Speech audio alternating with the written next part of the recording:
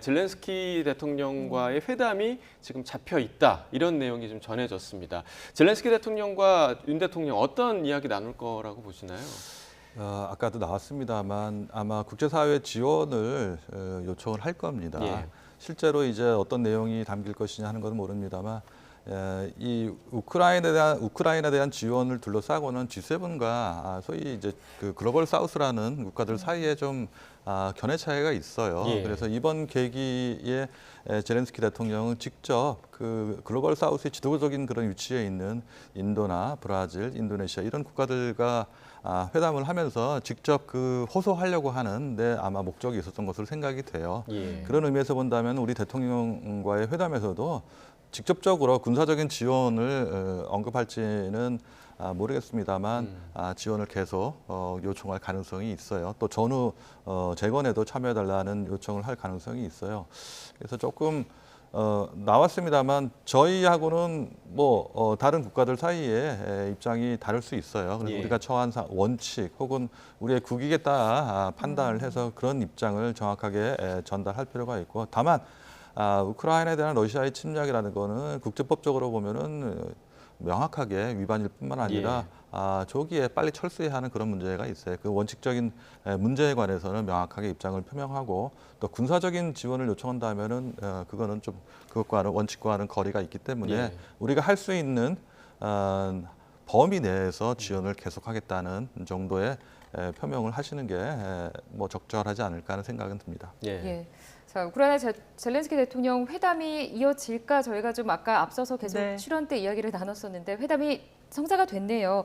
어느 정도 시간이 될지는 모르겠지만 어떤 내용 좀 나눌 거라고 보세요? 네, 지금 말씀하신 대로 네. 지원을 요청을 할 것 같고요. 그 엊그제 지난 월요일이었죠. 그 영부인 젤란스카 여사가 한국에 와서 윤 대통령과 면담을 했습니다. 그 당시에 무기 지원, 비살상 무기 지원을 요구를 했고요. 예. 네.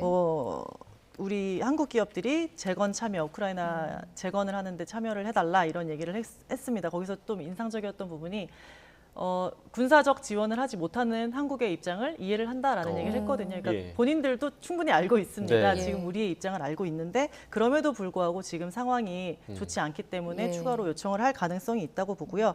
그 젤란스카 여사가 한국에 왔던 게 사실 한국에 있었던 어떤 언론사 행사에 초청을 받아서 온 거였는데, 그때 당시 했던 말이 윤 대통령 부부를 우크라이나로 초청하고 싶다 이런 말을 했었어요. 예. 근데 윤 대통령과의 면담에서는 직접 얘기를 안 했었는데 오늘 젤렌스키 대통령이 혹시나 초청을 직접 요청할 수 있지 않을까 그런 생각도 좀 듭니다. 그 대통령실에서 언급한 게 그 인도적 지원이 네. 포괄적으로 다 들어가 있다, 이런 입장을 밝혔는데 네. 이걸 좀 어떤 뜻으로 좀 해석을 해야 할까요? 그러니까 사람 죽이는 무기는 못 주겠다라는 게 우리 대통령실의 입장입니다. 근데 이제 점점 전쟁이 장기화되고 있고 네. 여러 나라들이 군사 지원을 압박 내지 뭐 독려하고 예. 있는 상황에서 우리만 이거 빠질 수 있나 이런 좀 고심이 있는 건데요. 그럼에도 불구하고 우리 주권과 원칙에 따라서 하겠다라는 입장을 아직 견지하고 있기 때문에 크게 뭐 바뀔 가능성은 글쎄요. 저는 좀 회의적이라고 봅니다. 네.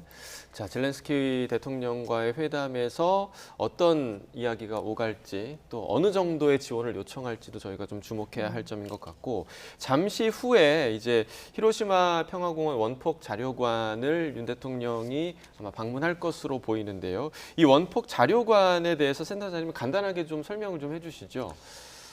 예, 그 제가 알기로는 그 자료관이 만들어진 거는 1945년 그 피폭을 되고 나서 한 10년 정도 예. 뒤에 만들어진 것으로 알고 있어요. 예. 그리고 최근에 또 리뉴얼된 거로 알고 있습니다. 이 피폭지의 상징이 아니라 그 피폭에서 이제 그 평화의 상징적인 그런 역할을 해왔던 곳이 또 이 자료관이에요. 정말 저도 몇 번 들어가서 봤습니다만 사진이나 전시물을 보면 정말 끔찍합니다. 예. 1945년 8월 6일 날 이곳은 아주 상당히 번화가였답니다. 예. 당시에 1945년 당시에. 그래서 많은 사람들이 40% 정도의 사람들이 이 사망한 것으로 12월까지 8월부터 12월까지 그렇게 알려져 있어요. 예. 그래서 그러한 참상이 두 번 다시 반복돼서는 안 된다 하는 것을 실제로 느낄 수 있는, 또 그것들을 또 피폭자들 또 2세든 이분들은 일반 국민들이나 학생들한테 지속적으로 또 그거를 알려왔거든요. 예. 그런 거를 종합적으로 보여주는 곳이 자료관이기 때문에 자료관을 방문한다는 것 자체는 그런 의미가 있다고 생각해요. 그래서 평화가 얼마나 소중한 것이냐, 또 핵무기 없는 세계를 만드는 것이 정말 어렵지만 우리가 최종적으로는 궁극적으로 바이든 대통령이 뭐 방명록을 썼다고 합니다만 지향해야 할 목표다 하는 것을 다시 한번 확인할 수 있는 그런 계기가 될 것으로 보고, 그런 의미에서 본다면 우리 대통령께서 방명록에 또 어떤 내용을 쓰실지도 우리 국민들이 또 관심을 갖고 지켜볼 부분이 아닌가 하는 생각이 듭니다. 네. 그런데 이제 이곳이 일본이 전범 국가로서의 반성과 어떤 전쟁의 원인에 대한 설명은 좀 부족하다, 이런 좀 비판이 있기도 하더라고요. 이 부분을 좀 어떻게 보십니까? 맞습니다. 국제법적으로 본다면은 원자폭탄의 사용이라는 게 이게 허용되는 문제냐 아니냐 하는 것도 논란의 여지가 있긴 합니다. 또 도쿄를 비롯한 일본의 그 중소도시 한 100여 군데에 대해서 대규모 공습이 있었던 것도 있어요. 그래서 많은 일반인들이 무고하게 희생을 당한 것도 있거든요. 전쟁이라는 게 군인들만이 싸우는 것이 아니에요. 그래서 많은 사람들이 직간접적으로 관여될 수밖에 없고 희생당할 수밖에 없는 것이기 때문에 지금 이 문제는 일본이 과거에 무라야마 다마 등을 통해서 이야기한 것처럼 전쟁과 식민지 지배를 통해서 특히 이 아시아 국가들의 국민들한테 다대한 손해와 고통을 주었다 하는 것을 다시 한번 상기할 수 있는 그런 계기가 될 것이고, 또 그거를 반복해서는 안 되고 앞으로 그러기 위해서 일본은 무엇을 할 것인가를 국제사회에 또 이웃 국가들한테 전달하는 그런 계기로 삼아야 하지 않을까 하는 생각이 듭니다. 네.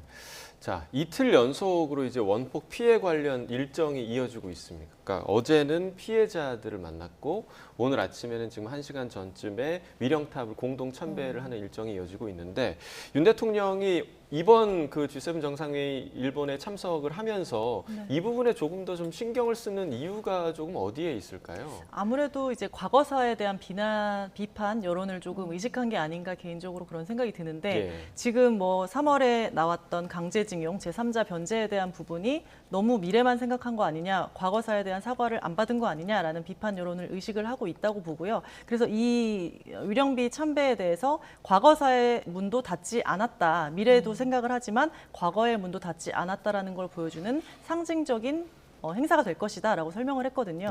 그런 의미에서 봤을 때 어제라고 말씀하셨지만 사실 그제 저녁에 동포들을 만났고요. 그 자리에서도 그러니까 우리 대통령이 원폭 피해자들을, 피해 동포를 만난 것도 처음이었습니다. 그러니까 나라가 그때 도와주지 못해서 너무 미안하고 지금이라도 와서 죄송하다라는 얘기를 하면서 그때 당시 우리 식민지의 아픔을 다시 한번 짚어준 거고요. 오늘 아침에 같이 간 것도 원폭의 피해자임을 주장하는 이 일본 측과 동시에 우리는 징용, 그때 당시 희생됐던 많은 분들이 징용 피해를 입었던 분들이기 때문에 그 복합적인 의미가 있는 행사라고 보입니다. 네, 그러니까 결국에는 이제 핵 사용의 위험성을 또 알리는 그런 방문일 텐데, 이 부분은 분명히 북한에 던지는 메시지 좀 있을 것 같아요. 그러니까 G7 정상들이 북한의 탄도미사일 발사를 함께 규탄을 하기도 했는데, 이 부분과 좀 관련이 있다고 보십니까? 어떻게 보세요? 관련이 있죠. 잘 아시다시피 지난해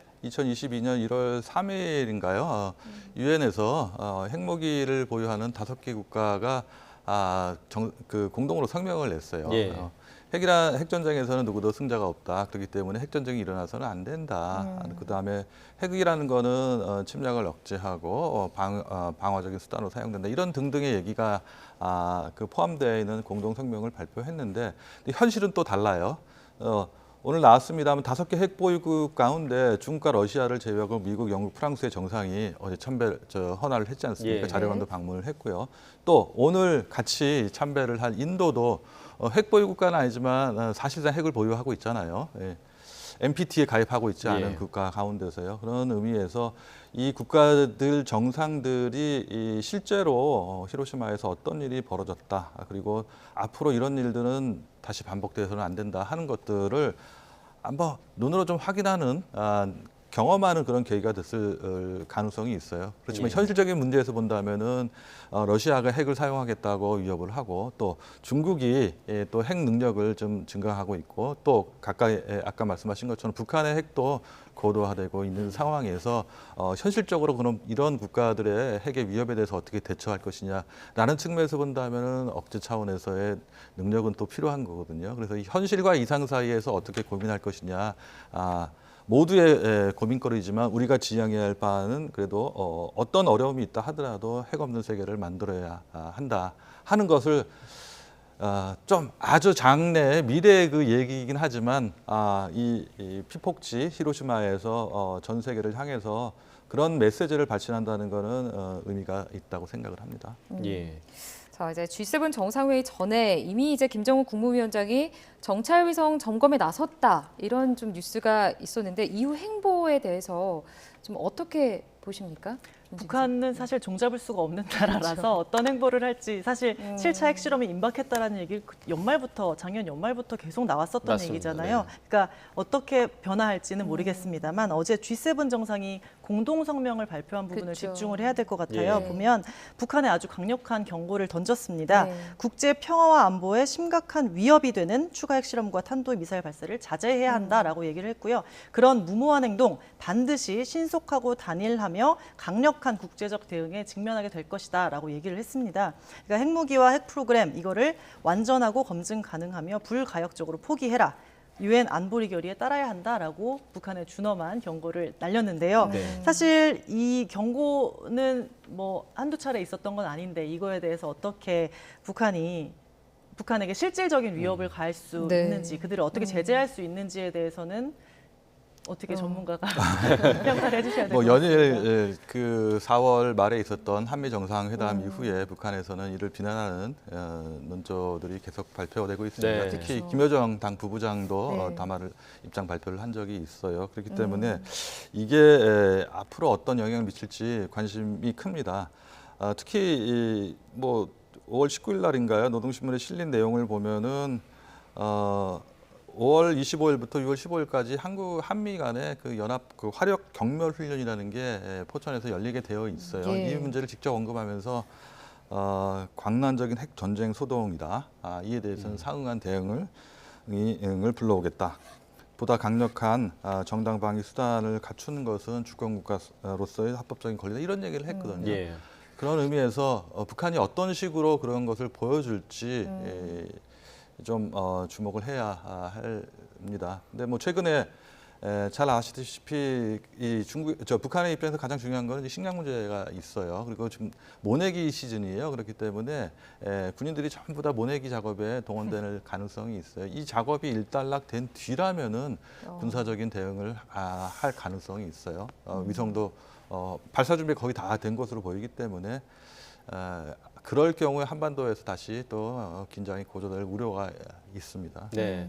자, 지금 보고 계신 화면이 저 위에 그 한자를 보니까 평화 기념 자료관인 네. 것 같습니다. 네. 지금 그 입구를 보시는 것 같은데요. 이후에 또 윤 대통령의 방문이 이루어질지 또 8개국 정상들과의 방문이 함께 이루어질지 좀 지켜봐야 할 대목인 것 같고요.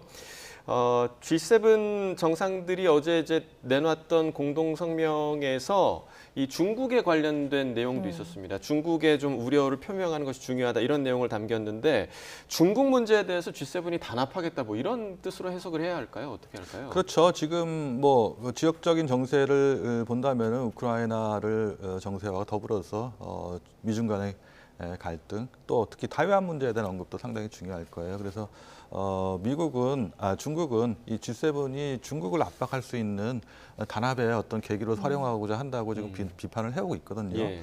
또 이에 대해서 중국의 경우는 중국과 이 중앙아시아 몇 개 국가를 중국 시안에 초청을 해서 정상회담도 하고 있어요. 예. 대화하기 위해서.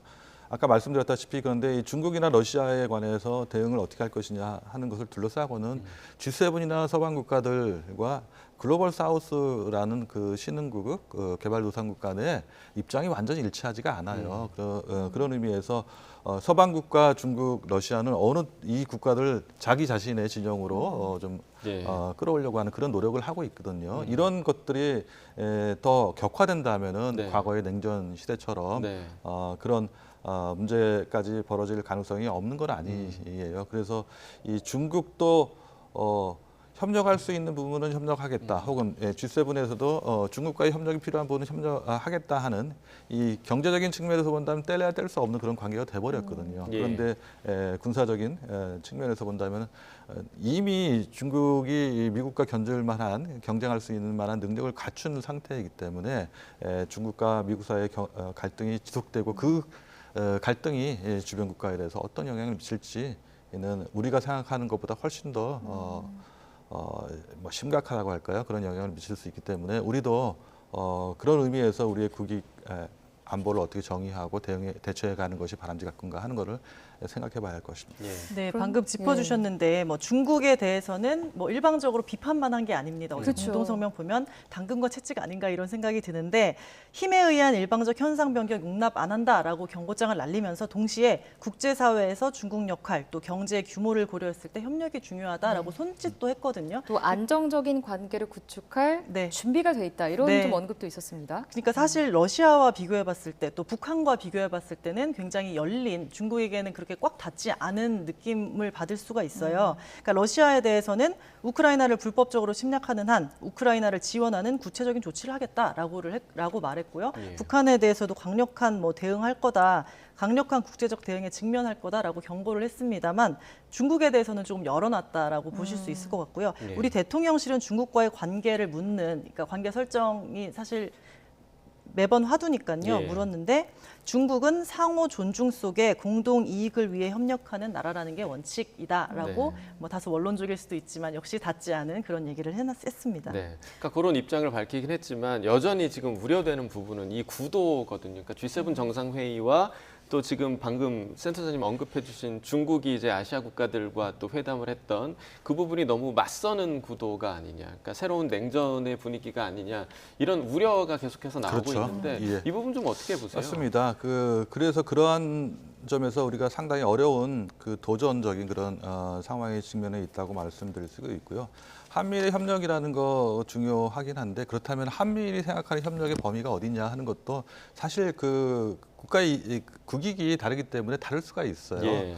특히 한미 간에는 주된 타겟이 북한이라고 할 수 있지만 미일의 경우는 북한에 국한되어 있지 않거든요. 중국을 염두에 두고 있기 때문에 그런 미일과 우리가 어떻게 보조를 맞춰서 협력해 갈 것이냐 하는 것도 사실 어려운 문제이긴 합니다. 예. 그러니까 중국과의 관계 설정, 그러니까 지금 어떻게 해야 한다고 보세요? 지금 다소 그러니까 많은 국민들이 보기에는 지금 미국과 일본 쪽에 너무 치우친 외교가 아니냐 이런 비판의 목소리가 있거든요. 예, 센터장님 맞습니다. 어떻게 보세요? 중국에 대해서 할 말은 해야죠. 예. 그리고 또 그렇지만 협력해야 할 부분은 협력을 해야 하는데 아까 말씀드렸다시피 한미일 사이에는 약간의 온도차가 있다 하는 것이에요. 그 미일이 생각하는 중국과의 관계라는 게 과연 우리의 국익에 부합할 것이냐 하는 예. 것을 명확하게 분석할 필요가 있고 그걸 전제로 해서 미국과 일본에 대해서 우리가 할 수 있는 거 할 수 없는 거를 좀 선을 그어야 한다고 생각을 해요. 예. 그런 의미에서 본다면은 저는 한일 정상회담도 마찬가지입니다만 앞으로 일본이 생각하는 대한국 외교, 한국이 어떤 그 위치를 차지하는가, 또 한국에서 생각하는 일본이 우리 전체 그 국익이나 외교에서 차지하는 비중이 무엇인가 하는 것을 정확하게 한번 판단해 볼 필요가 있다고 생각해요. 네. 반드시 일치할 필요가 없고 네. 어떤 의미에서 본다면은 거기에서의 괴리가 있다면은 그 안에서는 자칫 잘못하면은 협조적인 모습이 어느 순간 갑자기 이 반대, 갈등의 대립적인 요소로 비춰질 가능성이 있고 그런 상황이 발생할 수도 있거든요. 네. 그래서 면밀한 그 현재 정세에 대한 분석이 이루어져야 한다고 생각을 네. 합니다. 그러니까 조은지 기자 어떻게 보세요? 그러니까 대통령실을 출입하는 입장에서 네. 대통령실에서 이제 외교 활동을 펼치는 과정에 우리가 미국과 일본 또 중간 사이에 약간 껴있는 그런 네. 입장이어서 굉장히 좀 불편하고 그런 분위기가 감지되지 네. 않았을까 생각이 드는데 취재하시는 입장에서는 좀 어떻게 보셨어요? 사실 우리가 배운 거는 외교는 전략적 모호성이 중요하다. 예. 어느 한편에 서면 안 된다라는 게 기본 상식 혹은 지금까지의 통념이었는데 예. 대통령실의 입장은 이제는 그런 시대 아니다.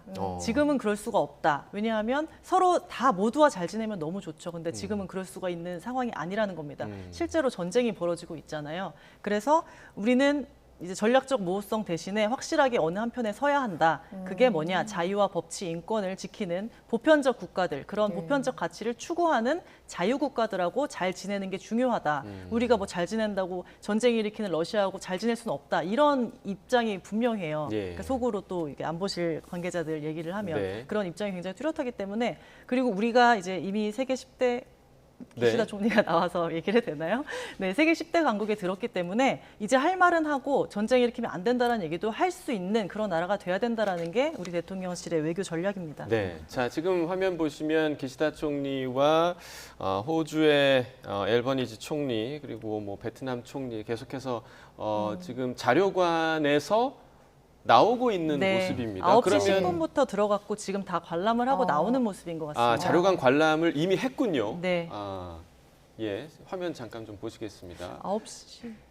네, 네. 지금 이번에 G7 초청국 정상들 모두와 함께 지금 히로시마 평화공원 내 원폭 자료관 관람에 이미 참석을 하고 지금 나오는 모습입니다. 네. 현장에서도 실시간으로 얘기를 안 해주기 때문에 네. 이게 보고 나온 건지 들어가는 건지 알 수 없는데. 그러게요. 지금은 나오는 장면이죠. 네, 그 9시 10분부터 시작을 한 걸로 현장에서 전달이 돼가지고요. 예. 아마 관람을 하고 지금 나오는 모습이 아닌가 싶습니다. 자, 그럼 G7 회원국 정상들은 이미 자료관을 둘러본 상태고 네. 지금 보시는 정상들은 지금 참관국의 정상들인 그렇죠. 거죠? 예, 그리고 국제기관의 수장들도 보이는 것 같습니다. 예. 아마 그 전례에 따르면 G7 정상들과 또 그 위령비에 헌화를 했거든, 참배를 했거든요. 예. 그런 의미에서 아까 지금까지는 위령비에 참배한 모습을 보이지 않았기 때문에 자료관을 이제 보고 위령비에 아마 참배를 하지 않을까 하는 생각이 듭니다. 네, 네. 위령비에 참배하러 가는 길이라고 합니다. 아, 네. 예, 네. 그렇군요.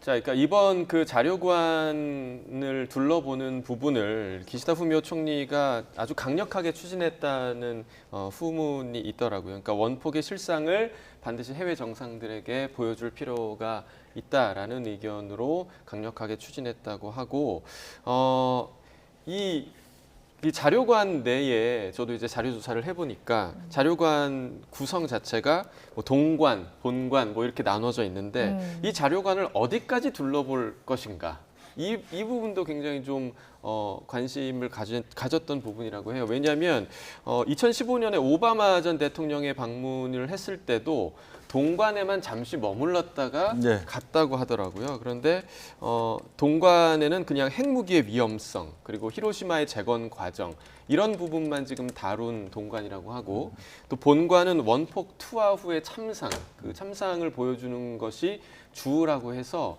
이걸 다 둘러봤을지 혹은 일부만 둘러봤을지도 좀 주목이 되는 부분입니다.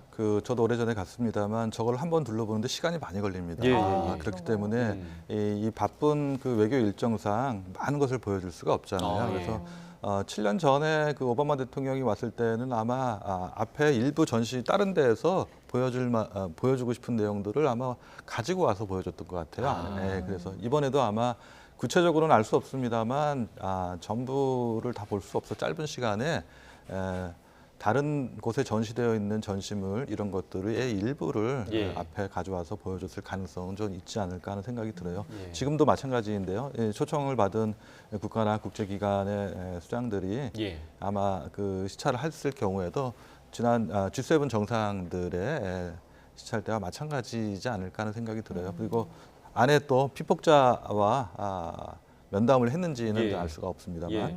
자, 지금 화면에 보시는 저 장소가 어떤 장소인가요? 그 똑같은 것으로 보이는데요. 네. 그 원폭 사물자는 일본식 표현인데 사망자 그 위령비라는 곳에서 헌화를 했거든요. 네. 거기에는 비석이 있습니다. 뭐 편하게 잠드셔서 잘못은 반복하지 않기 때문에 이런 얘기가 쓰여져 있어요. 그리고 똑같네요. 그 학생들이 가져온 그 꽃다발이죠. 예. G7 때와는 조금 다르긴 했는 형태가 좀 다르긴 했는데요. 아마 모두 정상들 그 초청국의 정상과 국제기관의 수장들이 그 헌화를 할 것으로 보입니다. 예. 그리고 묵념을 할 것으로 보여요. 이제 평화공원 내 원폭 자료관 관람을 하고 이제 위령비 앞에서 함께 헌화와 함께 좀 기도를 올릴 예정인 모습인 것 같죠? 네, 그렇습니다. 자, 앞서 기시다 총리 부부, 윤 대통령 부부가 공동 참배를 했던 곳은 한국인 원폭 피해자의 위령비였고요.